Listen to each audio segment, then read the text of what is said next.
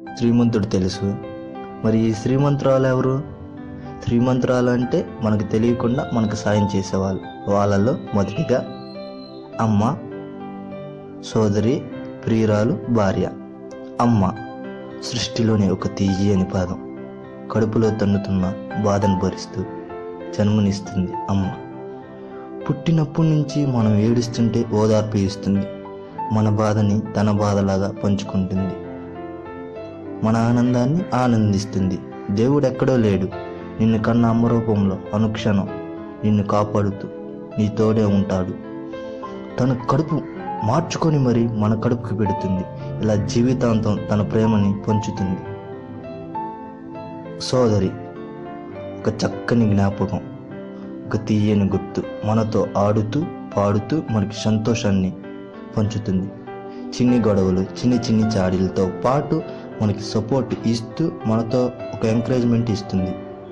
మనకి ఇంకొక అమ్మలాగా చూసుకుంటుంది.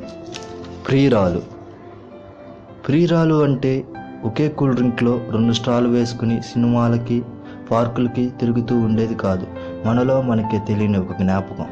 ఇంత పెద్ద ప్రపంచంలో ఎంతో మందిని చూస్తాం, కానీ ఒక అమ్మాయిని చూడగానే మాత్రం గుండెలో ఏదో అలజడి మైకం కప్పుతుంది. ఎంతో కష్టపడి సొంతం చేసుకోవాలనిపిస్తుంది. అన్ని కష్టాలు పడ్డాక దొరికే అమూల్యమైన కానుక ఈ ప్రియురాలు. ఆ ప్రియురాలు తన వాళ్ళని సైతం వదిలి మనకి ఎంతో భరోసా ఇస్తుంది. భార్య తన లోకం వదిలి మనం అనే ఒక కొత్త లోకంలోకి వస్తుంది. మనలో సగభాగం అవుతూ తోడుగా నీడుగా ఉంటూ కష్టాన్ని పాలు పంచుకుంటూ సుఖాన్ని పంచుతుంది. ఇలా జీవితాంతం సేవ చేస్తూ కడవరకు తోడుగా ఉంటుంది.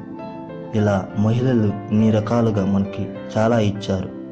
మనం కూడా రెస్పెక్ట్, సేఫ్టీ, ఫ్రీడమ్ ఇచ్చేద్దాం. లేకపోతే లవ్ మాత్రం అవ్వం, అదేదో మాత్రం కంపల్సరీగా అవుతాం.